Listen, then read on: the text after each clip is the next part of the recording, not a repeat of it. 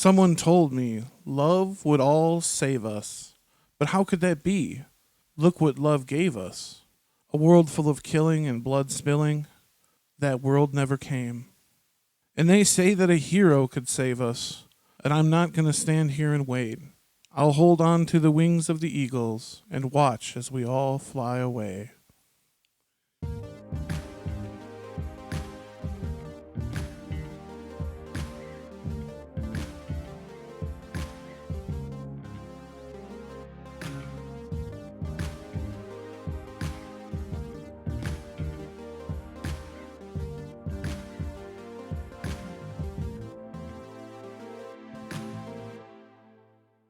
Hey there, Tolkieneers. I'm Danny J. And I'm Joel, and welcome back to Keep On Tolkien. We are very excited to be back making content with you guys again. That was weird. We came in real weird. I like that.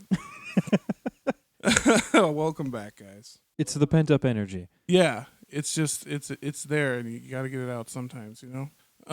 So let's get right into it. I feel like let's just do it. Yeah, the people want content. And so here's the content today we're covering. We're going to deliver. We're delivering you some unsung heroes. Yeah. And if you're stumped by where that excerpt came from, that's actually not from Tolkien. Oh, yeah. That is some Nickelback lyrics from the song Hero from the Spider-Man soundtrack. Spider-Man, the Sam Raimi Spider-Man with Tobey Maguire. Yeah, the only Circa Spider-Man. what, 2002? Oh, two. Yeah, remember it was supposed to come out around 9/11, but they had to change the They had movie, to do some remember? reshoots. Yeah, weird bit of history. So today we're going to be covering Unsung Heroes, some of KOT's favorite unsung heroes within the legendarium. Yeah, so what is an unsung hero? Yeah, what do we mean by that? Well, they do super cool or important shit, honestly. But they don't ever get their fair shake, in our opinion. And they typically don't come up when you're talking about Tolkien. They're just kind of one of those characters you know, that fall by the wayside. Yeah, some of the characters that they don't always come up in the common conversations. And as I learned, while I was writing this episode especially, lots of heroic shit happens in Tolkien, turns out. He's all about it. So that means there's a lot of unsung heroes. So this is just a short list, a handful, a curated of our favorites. You can't see me doing the hand motion. On account of this is radio, but, All right, let's get right into it. Who's our first guy?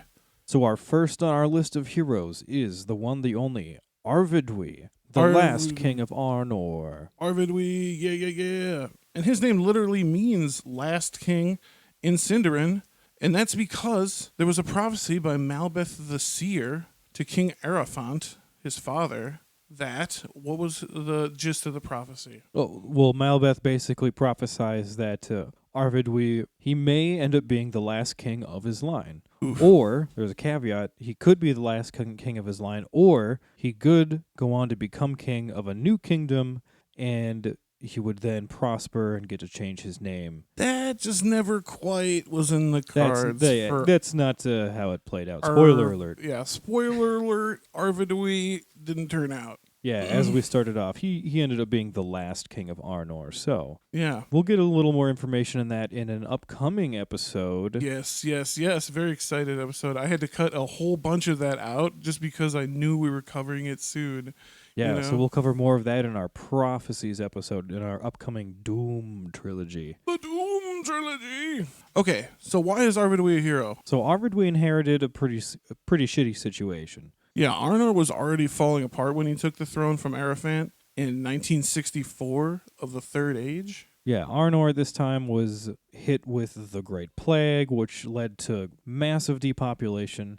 There was also the constant war with Angmar, and then the division of the Dunedain and Arnor, part of the kin strife that happened. In both kingdoms, yeah. Yeah, in both kingdoms. Kin strife in both kingdoms. So there was a lot going on just plaguing Arnor at the time, and Arvidwe had to deal with all of this. And if you want to learn more about that, check out episode 23, Kingdoms of the Dunedain series, part 2, Arnor.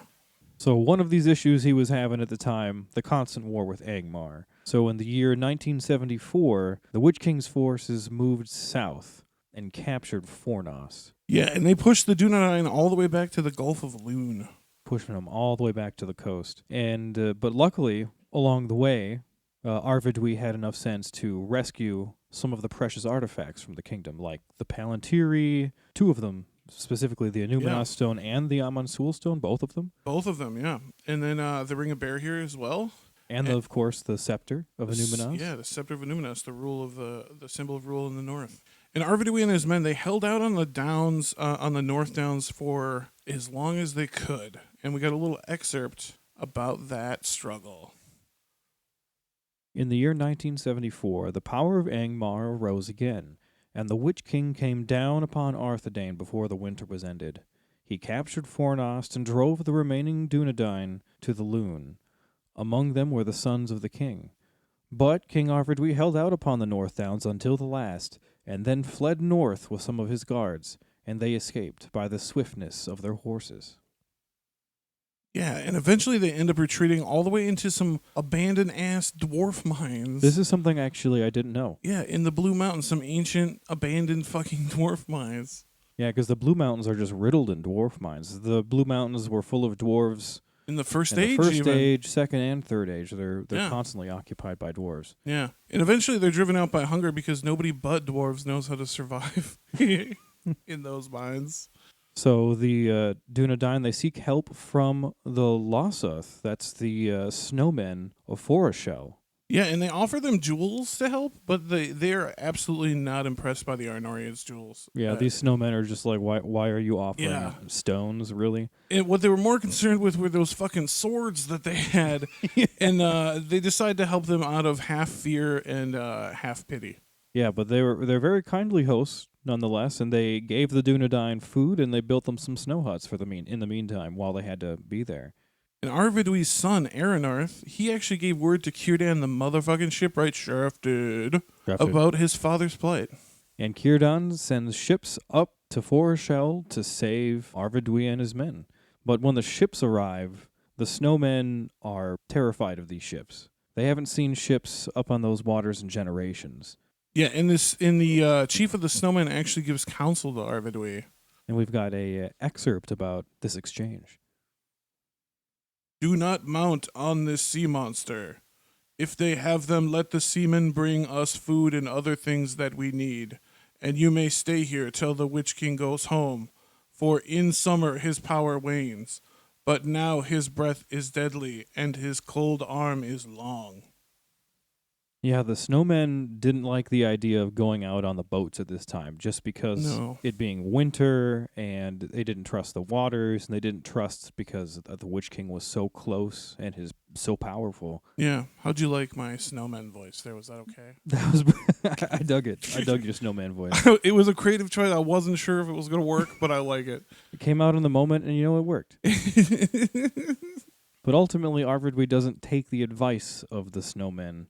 He instead gives them the ring, the Ring of Bearfear, as a token of gratitude for their hospitality. Yeah. Once again, which we see this all the time with that goddamn ring, it's a sign of gratitude. We've got an excerpt about this exchange. But Arvidwe did not take his counsel. He thanked him, and at parting gave to him his ring, saying, "This is a thing of worth beyond your reckoning, for its ancestry alone. It has no power save the esteem in which those hold it who love my house. It will not help you, but if you ever are in need, my kin will ransom it with great store of all that you desire." So at that, he boards the ship and fucking leaves. Or at least he tries to leave. As you may have guessed or may have heard before, the ship is overtaken by wind out of the north and is smashed on the ice. The hull is crushed and the ship sinks. And all aboard perish, including Arvidwe and all of Círdan's sailors. And the Anumina stone and the Amansul stones are lost in the sea. So there goes 2 of the Palantiri. Sunk. So why do we like Arvidwe? Let's recap a little bit. Arvidwe came to power at the worst fucking possible time you could think of. Yeah, he tried his best to do what he thought was right for his people, including trying to reunite the 2 kingdoms before the fall of Arthedain. Yeah, and then during the inevitable fall, he saved as many people and as precious artifacts as he could because he was literally trying to keep the culture of the Northern Dunedain from being wiped off the face of the fucking earth. Yeah, he was saving the whole northern culture. And that's why we like Arvidwe. He's a little unsung hero. He's one of my favorite little Dunedain characters. Yeah, he really does inherit a shitty situation, and he does good considering the hand he was dealt. Yeah. And he really does help save as much of the northern culture as he can. Yeah. And also because of him, the Ring of Bear here gets passed down the line still. Yeah. And then his son, Erendor, just a bit on him. He's kind of an unsung hero, too. He starts the whole chieftain culture. Oh, the first chieftain of the Dunedain. Yeah, so he's the first chieftain of the Dunedain. He decides not to rebuild the kingdom, and he also decides to foster the sons of the chieftain in Rivendell until they're of age. So he's the one that made that first decision. That tradition becomes. Oh, okay. Okay. We're learning a lot today. Yeah, we are, baby. We're back. Well, let's jump to our next person on our list of unsung heroes, and that is the mighty, the one and only Helm. So Helm is the commander of the garrison of Edoras from the years 3012 to 3019 of the Third Age, and after the War of the Ring, he was named Marshal of the East Mark. So why, oh why, are they an unsung hero? Well, most of the cool shit we hear from Helm actually doesn't take place in the main story of The Lord of the Rings. He's first mentioned as the hero of the first Battle of the Fords of Eisen. Yeah, Battle of the Fords of Eisen is another lesser-known battle. It isn't one of the ones we've covered before, but perhaps in a future episode. Perhaps maybe another episode like that. And this is found only in the Unfinished Tales, believe it or not. In these, so there's two Battles of the Fords of Eisen. They took place on February 25th and March 2nd of TA 3019, the Magic Year. And this is the first big clash between Sauron's forces from Isengard and Rohan. We're not going to get into the battle too much, like we said, but it's pretty significant just for that reason. So let's set up the first battle in which Helm is the hero, right? So Sauron's first move in the War of the Ring was to destroy Rohan's ability to defend itself right off the bat, right? He prioritized destroying Theodred first, the king of the son of the king. Theoden. So Theodred retreats to the fords, and he puts Grimbold in charge of the forces on the west bank and to hold the middle of the ford for this retreat. But a force was now attacking the east bank from the north side. Yeah, so Saruman had actually, the Fords of Eisen was previously the only way to cross the river with a large army, but he had made a secret bridge miles upstream just for this moment here. Yeah, so they were basically flanked by surprise because he had built a secret bridge further up the river. I thought that was pretty wild. Yeah, that's pretty freaking cool.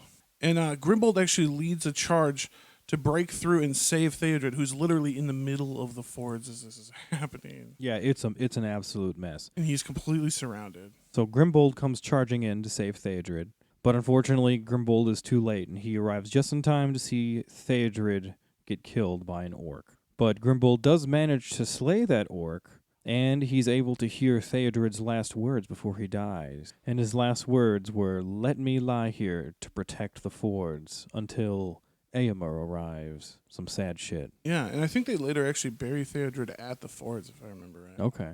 But now at this point, now Grimbold is surrounded, and the defenders of the East Mark are totally fucked. But then, at the rising of the sun riding out of the east, who comes? But Helm leading 4 companies of cavalry from Edoras. This is why he's a hero. Because he just shows up right at the fucking worst possible... Well, right when he's needed most, when the battle is at its worst. And as he's riding up, he rides up with the rising sun at the backs of him and his people. And this makes his host look much larger than the orcs and the Dunlendings thought. And they just absolutely run in terror. Yeah, and it said all those who stood their ground were killed and the rest ran off. That's insane. Yeah. That's pretty gnarly. Just straight up, all who opposed them were killed. And though there is a second battle of the Fords, Helm doesn't actually do a whole lot in the second battle. He's kind of cut off by warg riders, and he barely escapes east. His men just kind of run off east back to Edoras. Grimbold, however, in this whole exchange is completely fucked, and he does some pretty heroic shit, which we're not going to get into here, but just know Grimbold also does some pretty cool shit at this battle. Yeah, so that's just one of the reasons why Helm is badass and is one of our unsung heroes. But he also does some really cool shit during the actual War of the Ring itself, as I'm sure some of you are probably thinking. Yeah, And Elfhelm, so during the Battle of the Hornburg, he was actually holding down Edoras at the time. He was leading the garrison at Edoras, which you'll notice in the theme of this list is people who held down the home front. People who hold down home base? Yes, dude. Yeah. Yes, this is a theme that runs through this episode, you'll notice. Yeah, so Elfhelm holds down Edoras while the battles are going on at the Hornburg. He was also key in the ride of the Rohirrim that saved the day at the Battle of Pelennor Fields. Yeah, he was a key advisor when approaching Minas Tirith because he was one of the only captains of the Rohirrim that had actually been to Minas Tirith in peacetime. Yeah, so he had some idea of the land. He was also the leader of the group at Theoden's right hand. Yeah. So as they're sweeping in, he's on the right. So they're in charge of bringing down the siege engines and driving the enemy into the pits of fire that surround the wall of the city. What a fun friggin' job. That's pretty crazy, yeah. And it was in Elfhelm's company that Merry and Dernhelm rode to war. And this Remember that? Well, when Eowyn did her Dernhelm? Yeah, her whole Dernhelm routine. And this is actually my favoritist thing about Elfhelm.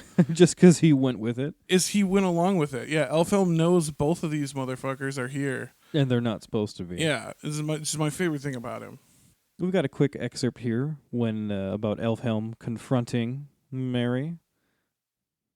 There seemed to be some understanding between Dernhelm and Elfhelm, the marshal who commanded the Eorid in which they were riding.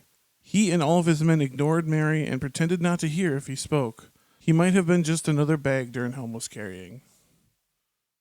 Yeah, Merry is basically lying down in the dark when Elfhelm comes up and trips over him, and he just curses the tree roots. Yeah, I love that. He cursed tree roots.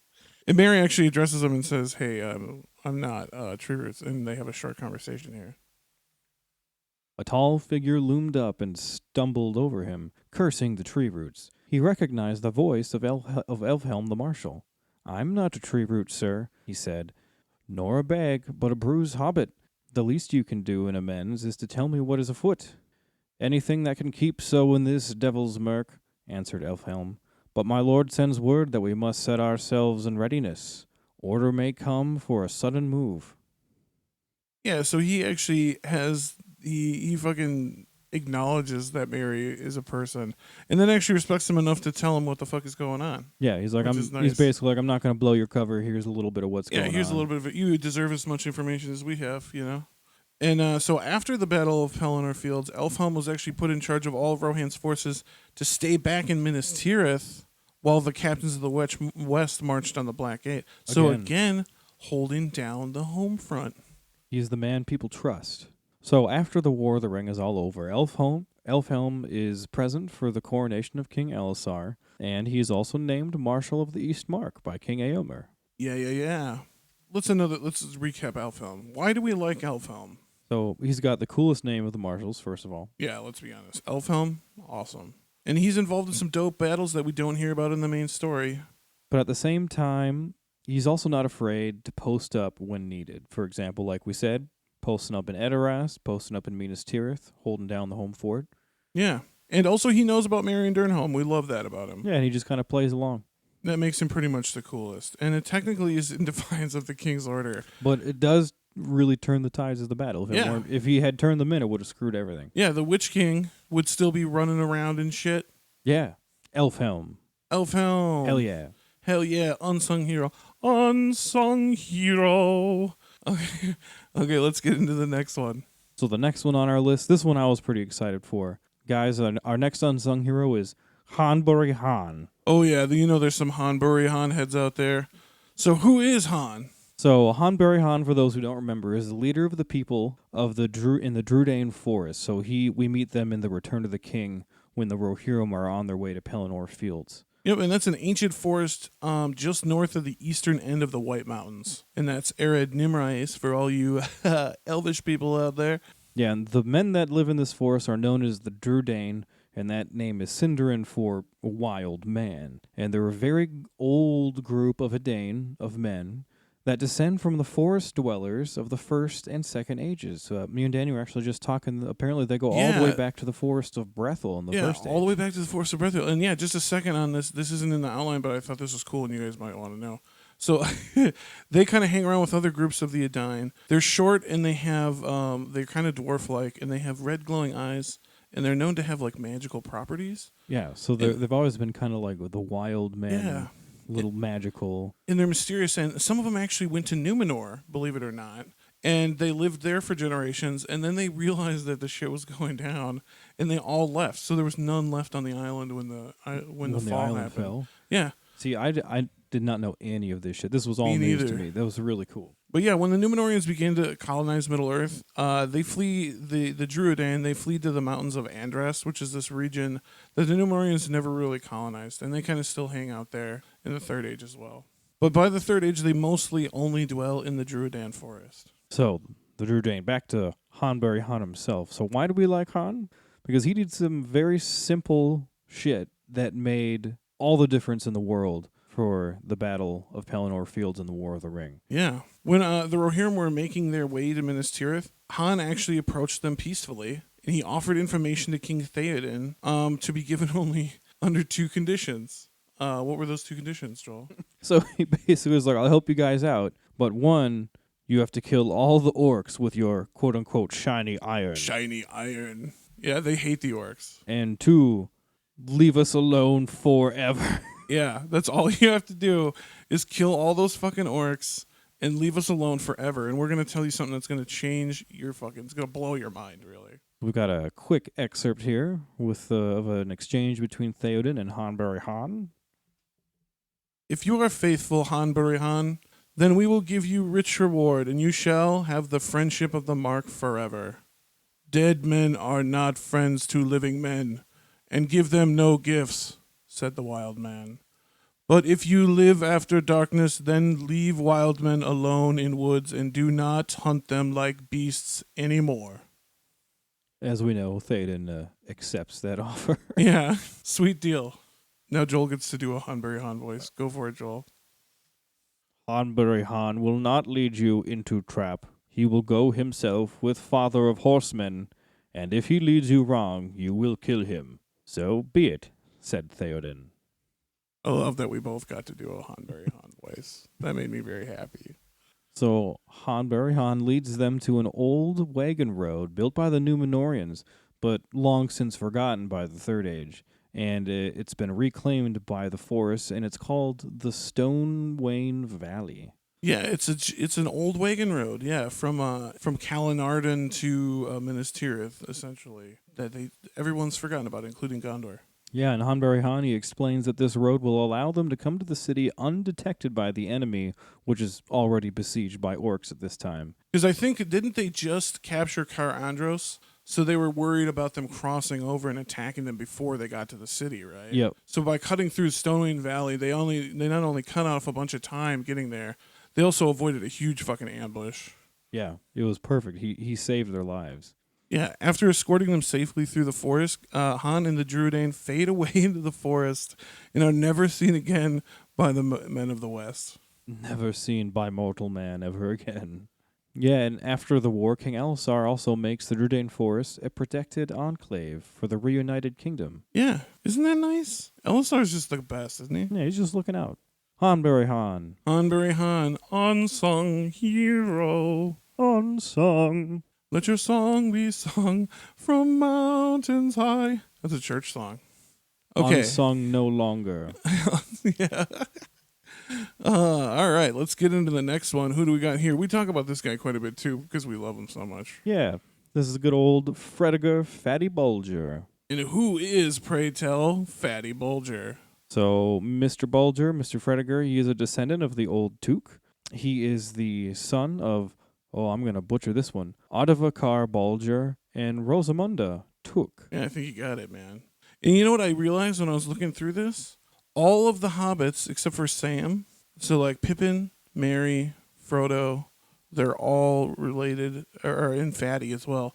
They're all descended from the old Took. Oh, yeah, you're right. Yeah. So Fredegar is also friends with Frodo, Merry, and Pippin. During the early parts of the Fellowship, when Frodo's planning to leave, he actually knows about the ring, but decides to stay home and hold down the fort at Crick Hollow. To do what? To hold down the fort, son? Yeah, there's that theme again. So why do we like Fatty? Like we said, he stays in the Shire instead of going with the others. And he also helps maintain that Frodo is living in Crick Hollow and not away on adventure. Yeah, this guy's literally like wearing his clothes like, and living in his house. doing his chores and shit.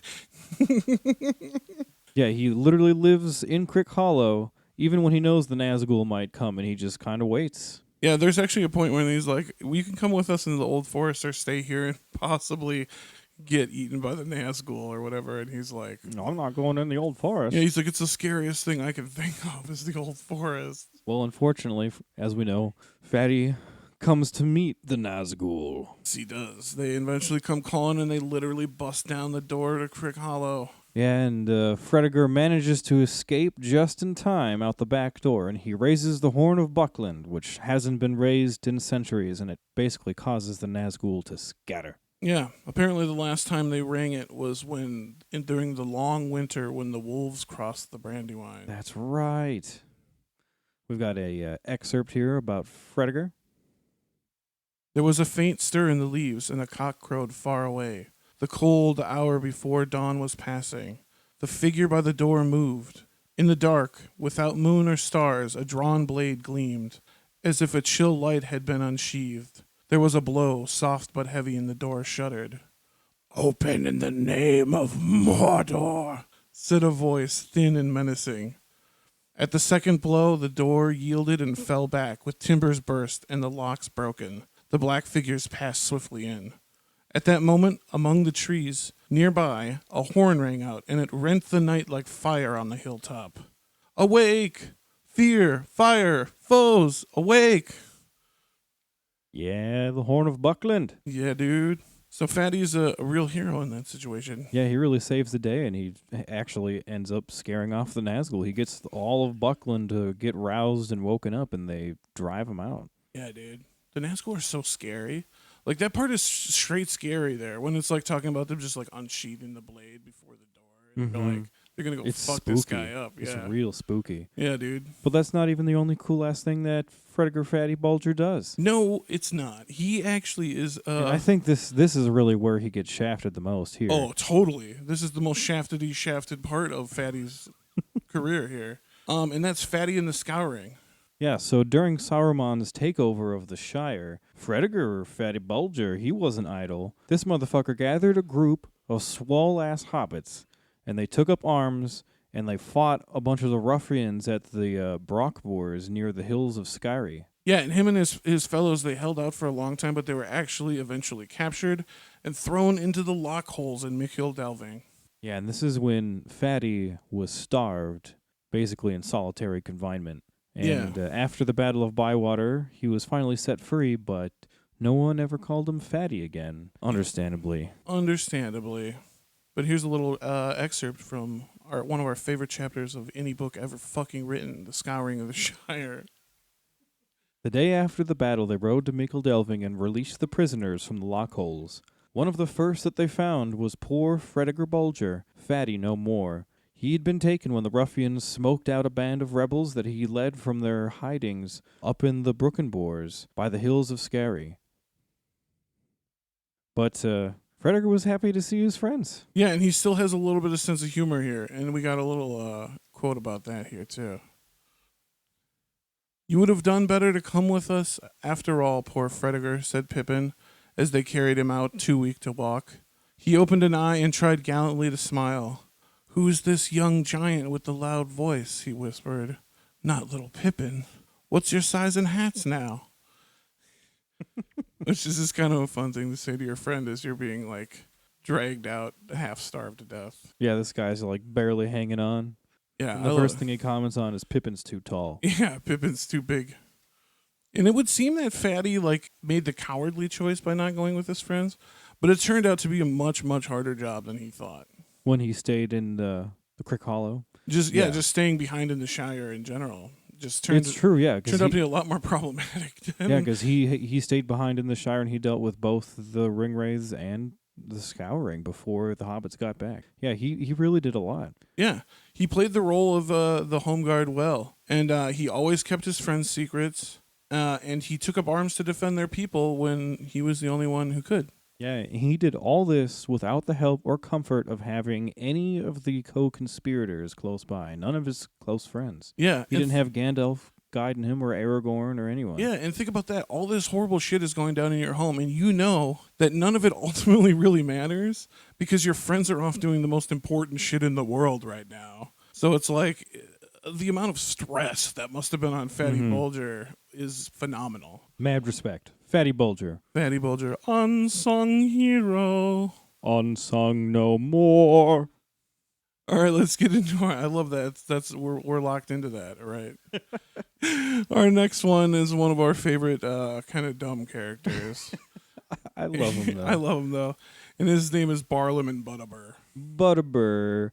Some of the people are probably going to be thinking like, "What? Yeah, Butterbur's a hero."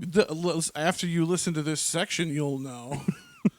So briefly, let's just touch on who is Butterbur for those who don't remember. Yeah, he's the owner and operator of the Inn of the Prancing Pony in Bree at the time of the War of the Ring.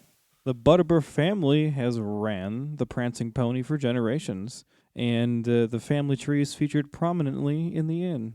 Yeah, so let's talk a little bit about that Prancing Pony. It's a large inn in the center of the village of Bree, and it's the most hoppinest place for travelers and locals alike. Yeah, there are 3 different main types of folk that hang out at the Prancing Pony, and this kind of goes for Bree people in general. In general, yeah. There's hobbits, local hobbits. There's the shorter men of the Bree lands, kind of the local folks.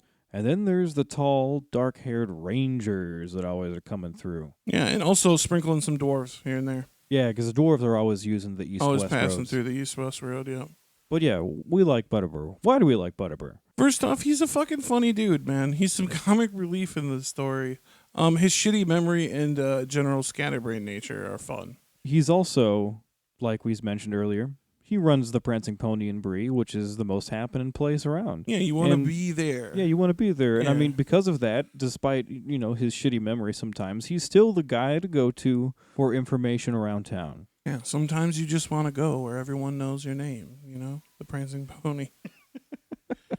If Bree were actually a Skyrim village, you would definitely want to talk to Butterbur first in the bar. Yeah, he's the guy at the end you'd go to and, get some local quests and get some information. Yeah, get them quests. And for whatever reason, another reason we like him, for whatever reason, he's a trusted friend of Gandalf.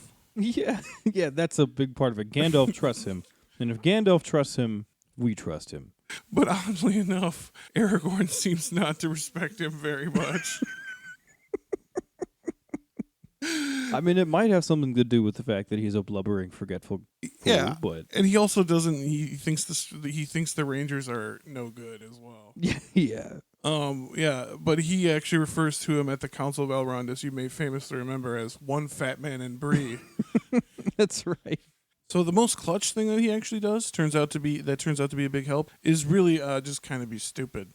He forgets to mail a letter from Gandalf to Frodo. It's supposed to send off to the Shire. Never does it. And because he forgot to mail the letter originally, this means the letter came to Frodo more or less at the perfect time, telling him about Aragorn as he's meeting Aragorn. But yes, when Gandalf tells Gandalf that he's forgotten the letter and that the hobbits fell in with Strider, oh my god, I'm so sorry they fell in with Strider. Gandalf is actually super relieved and he hugs him. Doesn't he say he gives him a couple gold coins and puts a spell of surpassing loveliness on your beer for 7 years? Yeah, for 7 years or something like that. Yeah, and then he's just like, I can finally sleep tonight.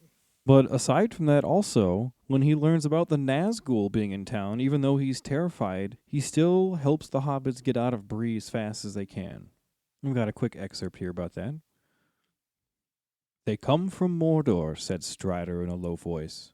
"From Mordor, Barlaam, if that means anything to you." "Save us," cried Barlaam Butterbur, turning pale. The name was evidently known to him. "That is the worst news that has come to Bree in my time." "It is," said Frodo. "Are you still willing to help me?" "I am," said Mr. Butterbur, "more than ever, though I don't know what the like of me can do against, he faltered. "Against the shadow in the east," Strider said quietly. "Not much, Barlaam, but every little bit helps." Okay, yeah. So if you don't think that fucking Barlaam Butterbur is a hero, let's just look at this section here. He says, "Are you still willing to help me?" When he says that it's like they're riders from Mordor, right? Like the most terrifying thing you could fucking imagine. He goes, Frodo goes, "Are you still willing to help me?" And he says, yes, more than ever, but I have no idea what I can do. Mm-hmm. Like, that's a heroic statement, right? Like, yeah. He's still standing up in the face of pure evil, even though he doesn't know what he can do to help. He just wants to help them. Yeah. And that's why unsung hero. Unsung no more. No more. Let's get into the next one. So the next character on our list of unsung heroes is Halberd. And Halberd is a name that means tall tower in Sindarin. Beyond the name, who is Halberd? Yeah, let's review for some who might not remember, like myself. He is a kinsman of Aragorn, closely related to enough to be called kinsman, but their relationship isn't specifically defined. I think they're cousins. Yeah, it's likely they're some kind of cousins. Yeah, because I feel like all the Dunedain Rangers are cousins. Like, you hang out with your cousins, your nephews, and your uncles. Like, that's all of them, you know what I mean? So Halberd is a Dunedain Ranger of the North Kingdom, and he's the captain of the Great Company. And that's the group of 30 Dunedain Rangers that come to Aragorn's aid when he rides to war in The Return of the King. And they also include in bonus riders Elladan and Elrohir. 2 elves, hell yeah. Yeah. Sons of Elrond, whooping ass. Yeah, those 2 are also just particularly badass. Yeah, dude. And then you stack on Gimli and Legolas too. Oh yeah, they're just stacked. Yeah, they're stacked. So they come to meet Aragorn at Dol Baran on the night of March 5th in the year 3019 of the Third Age, that magical year. And he brings Halberd brings to Aragorn the banner of Elendil that's made by Arwen. It's actually sewn with mithril thread. I didn't know that. Yeah, dude. That's really cool. Yeah. He also comes with the words of Malbeth the Seer, and we've got a quote here about that. Over the land there lies a long shadow, westward reaching wings of darkness. The tower trembles, to the tombs of kings doom approaches. The dead awaken, for the hour is come for the oath-breakers. At the stone of Erech they shall stand again, and hear there a horn in the hills ringing. Who shall the horn be? Who shall call them from the grey twilight, the forgotten people? The heir of him to whom the oath they swore. From the north he shall come, need shall drive him. He shall pass the door to the paths of the dead. Hell yeah. Some of you may remember those last 2 sentences. They used those in the movie, too. Yes, they do. So, yeah, the Great Company rides through the paths of the dead with Aragorn, and Halberd captains one of the captured corsair ships of Harland. Or he captures that ship and goes to Harland. Oh, excuse me. Harland is the harbor of Minas Tirith. Yeah, so the Great Company, as we know, rides through the paths of the dead with Aragorn, and Halberd captains one of the captured corsair ships and sails it all the way to Harland. Yeah, and Halberd, he becomes the the banner bearer for he unfurls the banner at the Battle of Pelennor Fields, remember? Oh, and then yeah. Éomer throws his sword in the air and sings as it falls to the ground, and he catches it, and it's the most epic moment ever, and then they just whoop fucking ass after that. And it's, yeah. But Halberd, sadly, is actually slain in the Battle of Pelennor Fields, fighting beside Aragorn. Valiant. Yeah, so why do we like Halberd? Yeah, a little review. So he's the only relative of Aragorn's we ever meet. That's one cool reason. Yeah, and they straight embrace each other as soon as they see each other. Like, they love the fuck out of each other, whoever they are. And that also, it just reminds us that there is still some badassery left in the Old North Kingdom apart from Aragorn. And this is why they're super shafted, because they don't show that shit in the movie. No, they really don't talk much about the North Kingdom at all. At all. I don't even know if they mention it. They don't. They freaking don't. But Halberd is also the only member of the Great Company that never gets to return home to the North. Yeah, that's super sad. It's beautiful but sad. And yeah, and one of the reasons, the main reason we like him, he's a shafted leader of a shafted group of fucking of the characters. Entire group, yeah.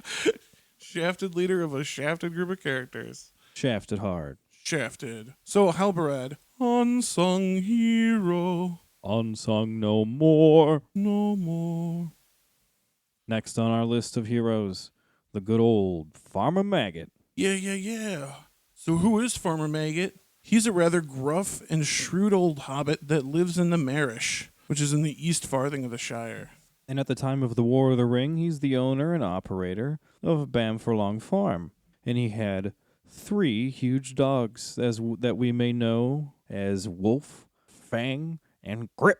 And I say that, half of what Farmer Maggot does, also credit goes to the dogs as well. Just having the dogs? They get assists on everything because it's so much of what he does.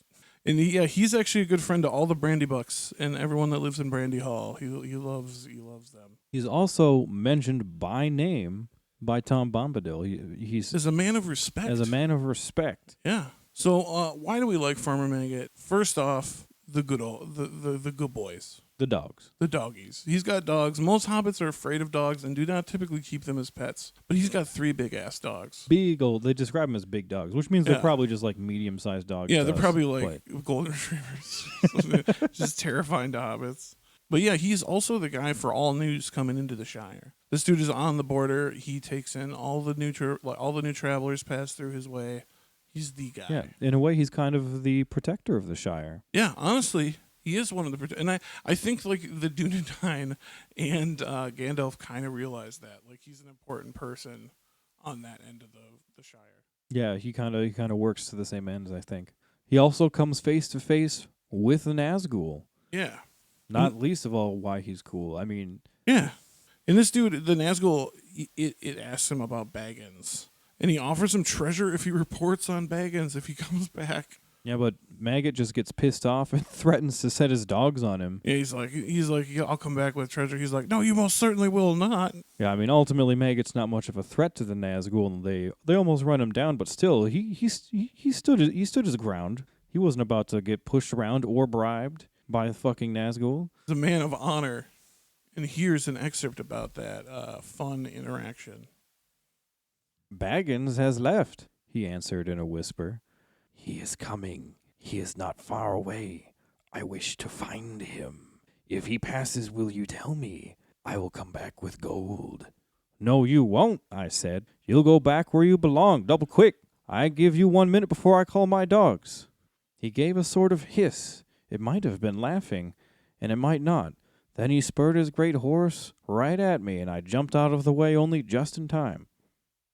Yeah. And if that standing up to the Nazgul isn't heroic as a fucking hobbit, yeah, man. I don't know what the hell is. We've talked about it in the past. Even seasoned warriors are terrified of the Nazgul. Yeah, they shit their pants when they're around. He stands there and threatens to sick his dogs on him. Yeah.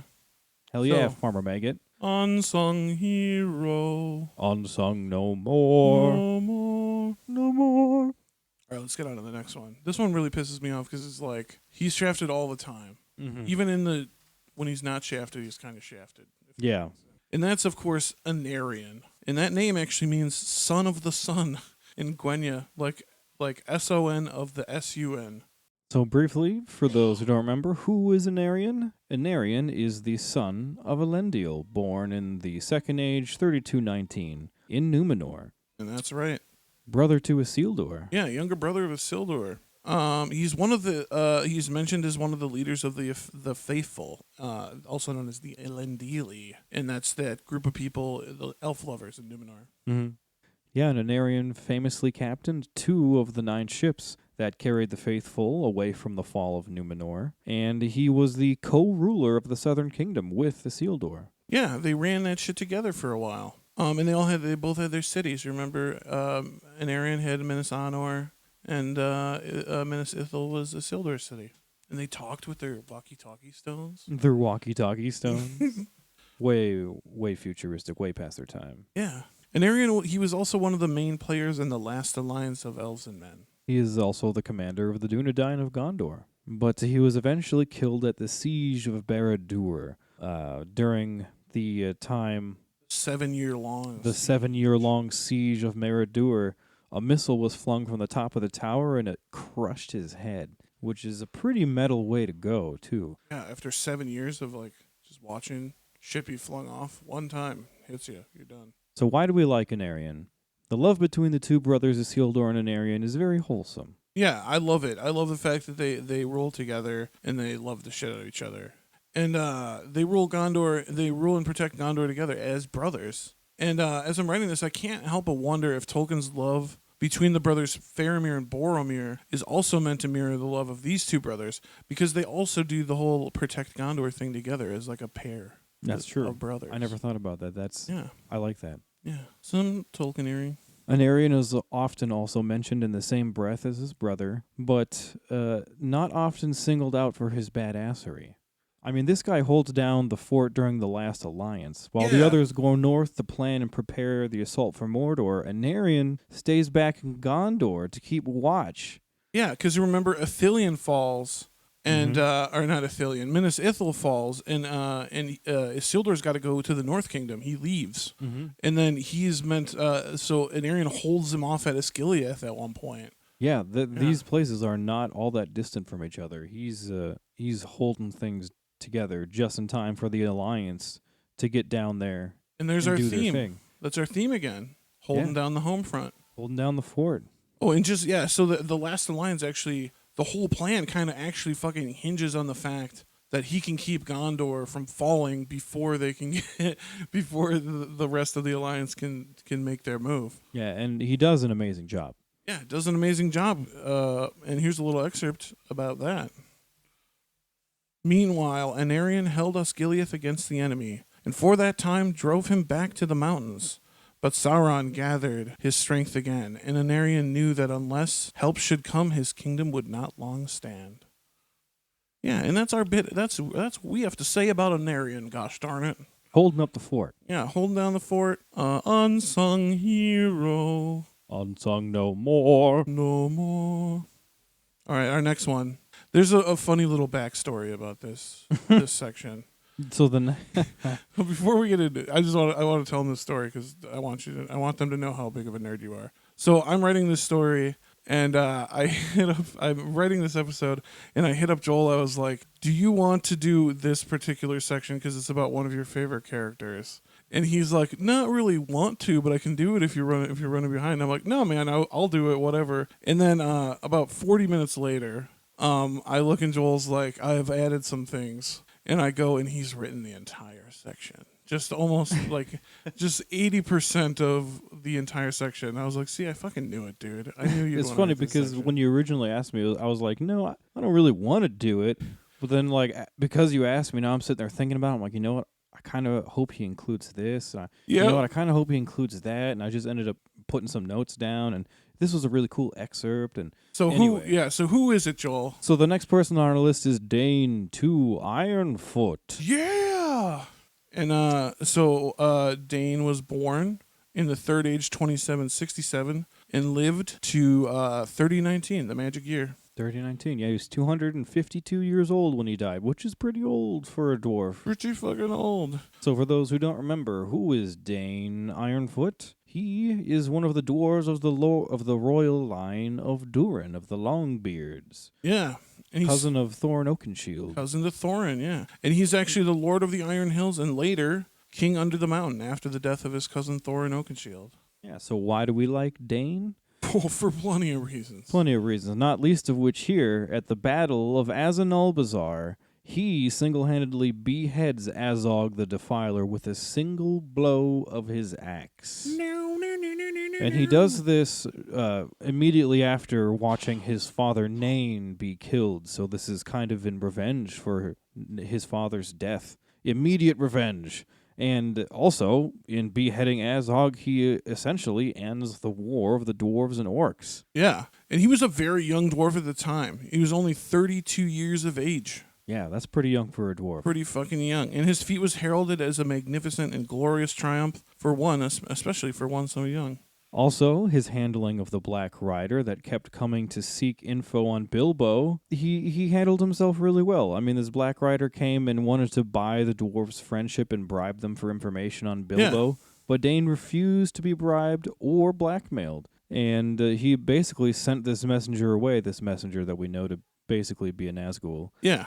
And he sent the messenger away claiming that he needed more time to think over his proposal, when in reality he was just kind of stalling, and he sent Gloin off to Rivendell to consult with Elrond. Hell yeah. While Dane prepared the Lonely Mountain for war. Hell yeah. What a G, dude. He just sends he's like, yeah, give me some time to answer your question, evil dude. And he's like, yo, you got to get out. We got to fucking get in touch with Bilbo, man. These guys are looking for him. Gloin, you go to Rivendell, talk to Elrond, and I'll get strapped up here. We're going to get shit ready here for war, because clearly war is coming. Another thing, that was pretty cool. Yeah, that's pretty cool. Another great thing is just his general leadership. He was known to be a wise and just leader. Yeah, he brought much wealth to the mountain during his reign, and he was also on good terms with the men of Dale to the south and the Elven King in northern Mirkwood as well. So this not only ensured peace on their borders, but also prosperity for all of these people. Peace and prosperity. And also, one of the things we love is actually his dying act. His final act. His final act, and that's defending the body of King Brand, who is the son of Bard, the bowman. Yeah, he was the king of Dale and the men of Dale at that time. And that's during the Second Battle of Dale in TA 3019. Yeah, this is while Pelennor Fields is going on. Yeah, same time. Lesser known battle. We covered it in the lesser known battles. Yeah, in that episode. So by this time, Dame was an extremely old dwarf at 252 years old, but he was strangely strong for his age, and he died defending the body of King Brand, who had already fallen, standing before the gates of the Lonely Mountain. King Brand, also an unsung hero in his own right. Yeah, in his own right, yeah. And as we said earlier, he's the son of Bard the Bowman. And he was instrumental in restoring glory to the city, partially due to his friendship with Dane. And yes, he was killed defending the Lonely Mountain. And Dane and Brand, friends forever. I would have loved to live in one of their two colonies during the time of their friendly rule. That would have been a great time to live in either Under the Mountain or in Dale. I'd love to party with those two. I feel like they'd party hard, man. Even into their old age. Yeah, dude. And so we got a little excerpt here Joel's going to read about this whole Battle of Dale. I should call that a heavy loss, if it was not a wonder, rather, that in his great age he could still wield his axe as mightily as they say he did, standing over the body of King Brand before the gate of Erendor until darkness fell. Dane2 Ironfoot, unsung hero. Unsung no more. No more. All right, let's get into some more Dunedain shit. Dunedain? Yes! Next on our list of unsung heroes is Erendor. And his name is actually shortened from the Quenya word for mariner, which actually I learned the Quenya word for mariner actually translates directly to sea servant. Isn't that cool? So briefly, who is Erendor? He's the 33rd and final king of Gondor. Yes, he is the last of the line of Anarion. That is, until King Elisar. Who is technically a descendant of Anarion. We talked about through that Arvidwe, previously. Yeah. Aragorn. Through Arvidwe's wife, Yep. Erendor actually took no wife and had no children because he was too busy whooping ass all the time. Yeah, he was known for being quick to wrath, and he was also just eager to fight all the time. And we've got a quick excerpt here. Erendor was a man like his father in valor, but not in wisdom. He was a man of strong body and hot mood, but he would take no wife, for his only pleasure was in fighting or in the exercise of arms. Kind of reminds me of like Tulkas in a way. Yeah, I could see that. He's actually well known for his role in the Battle of Fornost and the general cleansing of the North Kingdom after the fall. Yeah, and that kind of leads to his never-ending beef with the Witch King of Angmar as well. But why do we like Erendor, Danny? Well, I really enjoy his role in cleansing the forces of Angmar from the North Kingdom. He was sent from Gondor with a fleet of ships to aid the Northern Kingdom, and this includes a shitload of elves and Dunedain who had been pushed out of the North Kingdom, as well as more reinforcements from Gondor, and also some cavalry from Rovanion. And the ships actually, this is in Third Age 1974, by the way, when he's still a prince and captain of Gondor. His ships actually filled all three harbors of the Havens. Do you remember the three harbors of the Havens? Yeah. No, I don't. They're right there. Read them. Yeah, he filled all three harbors, Harlond, Mithlond, and Forlond, with all of his ships, and they included men and elves and cavalry. It was a ton of people, all coming to save the North Kingdom. Yeah, dude. Even though they were too late to generally save the kingdom itself. Unfortunately, they did arrive a little too late to save the kingdom itself. They got to do some fun revenge killing, though, is what they got. Yeah. His forces just swept across the north until meeting Glorfindel's forces at Fornost. And the Witch King is utterly defeated, but he makes an appearance with him and some of his cronies. And this is This is hilarious. Yeah. And so one of the main things, this also brings us to our next point of things we like about Erendor, is his sometimes hilarious beef with the Witch King. And it lasts for fucking years. Like, the Witch King literally just trolls this guy. Yeah. And he goes for it. And this beef goes all the way back to the Battle of Fornos. So basically, after the battle, the Witch King personally comes forward, and he's like, oh yeah, you think you got me beat? Come on, Erendor, let's go, hand in hand. And so Erendor, being a hothead, actually is totally down. Like 100%, he's like, me and you, buddy, let's do it. He's going to throw down right now. So he charges at the Witch King, but his horse fucking nopes out at the last second and is like, nope, not doing this. And then he has to, it takes him a long time to recover his horse. And the Witch King looks at this as a retreat, and he laughs. Yeah, he just fucking laughs at him. And could you imagine, and like we said in an earlier episode, Erendor must have been a funny guy to make angry. Yeah. Could you imagine him just, fucking horse? You can tell he's definitely a rager. And the Witch King is just laughing at him and taunting him after he falls off his horse. Yeah. But eventually, Glorfindel comes up and chases off the Witch King. And Erendor, he wants to continue pursuing the Witch King. Oh, at this point, he's gotten control of his horse again, and he's like, let's go. Yeah, he's like, we're going to hunt this motherfucker down. We're going to go. But Glorfindel stops him and stays his hand. And here's a Glorfindel quote. Do not pursue him. He will not return to this land. Far off yet is his doom, and not by the hand of man will he fall. Yep, so that's where the beef starts. And it actually goes on for fucking years. Yeah, this goes on for years. So years later, when Erendor becomes king, the Witch King and his buddies have recently taken Minas Morgul, and they post up there. And the Witch King sends a messenger to Erendor's coronation. Yeah, so the Witch King straight up insults him at his coronation and reminds him of his disgrace in the north and when he fell off his horse. Yeah, you remember that? That was pretty funny, huh? And Mardil Voronwe, steward of Gondor, persuaded him not to answer this blatant antagonization. Yeah, let it go, dog. Just let it go. Let it go. And it says he's wrathful. Like, he's very mad. Furious. He's fucking furious. But his friend gets him to let it go. But then 7 years later, the Witch King sends another insulting message challenging him again. And this time, Erendor answers the challenge. Yeah.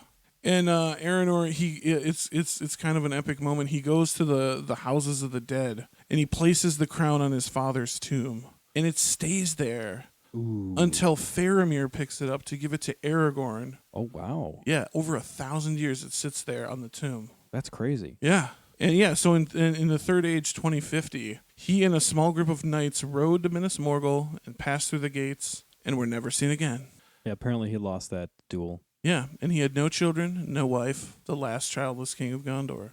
Never heard of again. And never heard of him again. And it's widely known that, or in Gondor, it's believed that he was kept alive for many years and tormented, which is why the steward of Gondor ruled in his name for many years afterwards. They assumed he was still alive, but being tortured probably. So, hero? We like to think so. Yeah, I think he gains that status. Yeah, I think he gains that status. So we really like him. We like Erendor. We love Erendor. Unsung hero. Unsung no more. No more.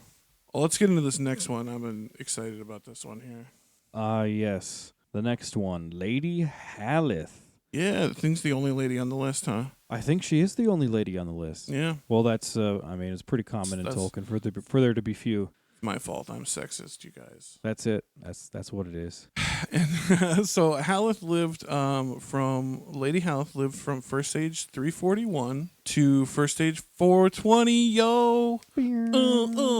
Yeah, smoke it. So for those who may not remember, briefly, let's review who Lady Halith is. She was one of the leaders of the group of a Dane called the Halidin during the First Age. She was the daughter of Haldad and twin sister to Haldar. And why do we like Lady Halith? Well, she's one of the great girl bosses of the Silmarillion, let's be honest. For real. She's on the short list of badass females in the book. She's just on the short list of badasses. Honestly, let's be honest, and we'll get into it here why. In First Age 375, the Halidin become the second group of Edain to cross over the Blue Mountains into Beleriand. And I believe the first group is the people that become Hador, right? Because they post. I think you're right. Yeah, because they post up Hador way in the west there. Yeah, so the Halidin, they set up encampment in Thargelion, which is far northeastern Beleriand, just on the other side of the mountains. Technically in the realm of an elf known as Caranthir, one of the sons of Feanor. Those fucking assholes. Yeah, those fucking assholes. And the Halidin swore no oaths of loyalty to any of the elves, which a lot of the other two groups of the Edain do. Yeah. Yeah, and so these folks, they just kind of move into this land and don't swear any loyalty or anything to anyone. They're just kind of there. Yeah, they call themselves free. So shortly after Halith's brother and father are slain by orcs, she becomes the chieftain of the Halidin. And she once kept her entire tribe of people alive for 7 days while their encampment was sieged by orcs. And Caranthir eventually arrives and kills and drives off the rest of the orcs. At the end of those 7 days, yeah. Yeah, I wonder how long he waited. Right. Yeah. Yeah, but ultimately, Caranthir was impressed by her bravery and offered her fiefdom in his realm. But she refused to swear an oath of allegiance and decided to move her people off to the forest of Brethil. And this is when Caranthir says something along the lines of, it might not be a good idea to go move off over towards Doriath if you haven't sworn allegiance to any of us elves or anything. They might think you're in league with the orcs. To which she has a sassy reply, and we've got an excerpt about that. Where are Haldad, my father, and Haldar, my brother? If the king of Doriath fears a friendship between Halith and those who have devoured her kin, then the ways of the Eldar are strange to men. Yeah, she's like, of course I'm not going to take league with the orcs. If you think I'm any friend of people who fucking kill my family, yeah. I don't know how strange elves are. Yeah, like, what the fuck are you talking about, dude? Come on. Yeah, and they were actually allowed to live, this isn't an outline, but I found this out. They were allowed to live in the forest of Brethil under Finrod, actually. Okay. Gets Thingol to let them live there. Oh, yeah, it's kind of by the intercession of Finrod Felagund. Yeah, because he's a friend of men, right? Yeah, and I think they just have the agreement is basically you can live there as long as you don't let orcs cross the bridge to our side. The Taglin, yep. Crossing the Taglin, yep. And when Lady Halith, she was incredibly honored among her people. So when she died, they built a mound for her called Haud and Arwen, and that means Mound of the Noblewoman or Lady Barrow. Yeah, it's also known as the Tur Haretha, which is Manish for the Lady Barrow. But yeah, so she's just one of the badass leaders in the years of early men. Yeah. She stands her ground against the orcs and stands up against the elves. And the men of Brethil are free even until the end of the first age. Like they never swear loyalty to any of the elven kings. Mm-hmm. Woohoo! Lady Halith. Yeah. Unsung hero. Unsung no more. No more, no more. All right, who do we got now? This is another one from the Silmarillion. All right, this is the last one on our list, friends. Another Silmarillion throwback. Yeah. Who do we got here? We got Gwindor. Gwindor the Elf. So briefly, for those who may not remember, Gwindor is the son of Gwilyn and is one of the he's a prince of Nargothrond back in the First Age. He's also the brother of Gelmir, and he fought in the Battle of Unnumbered Tears and was captured and enslaved and angbanned. And somehow he escapes. He's He's the only character we know of that's ever mentioned to escape Angband, and they don't say how. But luckily for him, just in time to make a new friend. Or maybe not so luckily maybe for him. Not so lucky. Turin Turambar is who he meets after he escapes Angband, which is probably the worst fate anyone could have. Right. And he was the one that brought Turin back to Nargothrond. Ooh, another bummer. So that eventually doomed the entire city and all of its inhabitants and all of his loved ones. Very sad, but that's largely Morgoth's fault. So why do we like Gwindor? Yeah, why indeed? Well, he's an elf who loves his family, first off. His brother Gelmir is actually captured in the Battle of Sudden Flame. And he decides against the will of Finrod, or of Orodreth, to take a group of elves to fight with Maedhros, which they're not really cool with. Yeah, Orodreth, the king of Nargothrond at the time, wasn't really about joining into the big battles. He kind of wanted to stay secretive and stay away from all that. Especially because it was all Maedhros' idea. Mm-hmm. So they wrote under the banner of Fingon, which everybody loves Fingon. Everyone loves Fingon. Yeah. And so he decided to take that small group of elves to avenge his brother. Yeah, because Gwindor, he didn't want to sit this one out. Yeah, Gwindor, he was unwilling to sit it out. And Morgoth actually knew about this. And he brought Gelmir before the host of Nargothrond. As a prisoner. And he had been tortured for years and blinded. Yeah, and Morgoth's orcs execute him cruelly on the spot and hew his body into pieces, basically as a way to try to rile up the elves. And we have an excerpt about this. With them they brought Gelmir, son of Gulin, that lord of Nargothrond whom they had captured in the Dagor Bragollach, and they blinded him. Then the heralds of Angband showed him forth, crying, We have many more such at home, but you must make haste if you would find them, for we shall deal with them all when we return, even so. And they hewed off Gelmir's hands and feet, and his head last, within sight of the elves, and left him. Yeah, that's some fucked up shit, dude. Yeah, and that basically that enrages Gwindor to the point where he charges prematurely. In that he charges prematurely and starts the battle. Yep. And these elves almost make it. They make it to the fucking gates of Angband before they're captured. Like they made it all the way through the main. Like house. they may have charged prematurely, but they were so enraged. They almost furious. Fucking did it anyway. Yeah, and I think they're all killed except Gwindor, if I remember right. I think so. Yeah. Yeah. Unfortunately, their charge doesn't work, and the elves of Nargothrond lose it. And after making it to the gates, they're all killed, and he's captured. Yep. But, as we mentioned earlier, he escapes from Angband. He's the only person we know to have ever done so. Freaking escape, dude. And he's a great friend. One of the other things we like is he's a great friend to Turin, even though he fucking ruins his life. Yeah, even though Turin ruins Gwindor's life, Gwindor is still a good friend to him. Till the end. He does his best. Even though Turin takes the love of Finduilas from Gwindor, and he brings about the destruction of Nargothrond, and he even brings about Gwindor's eventual death as well. Even all those things considered, he does not lose love for Turin, but he does regret ever meeting him. Yeah, that was a pretty harsh truth to drop on your friend at the last moment as he was dying. Then Gwindor said to Turin, Let bearing pay for bearing, but ill fate was mine, in vain is thine, for my body is marred beyond healing, and I must leave Middle-earth. And though I love thee, son of Hurin, yet I rue the day that I took thee from the orcs. But for thy prowess and thy pride, still I would have love and life, and Nargothrond should yet stand a while. Now if thou love me, leave me. Haste thee to Nargothrond and save Finduilas. And this last I say to thee, she alone stands between thee and thy doom. If thou fail her, it shall not fail to find thee. Farewell.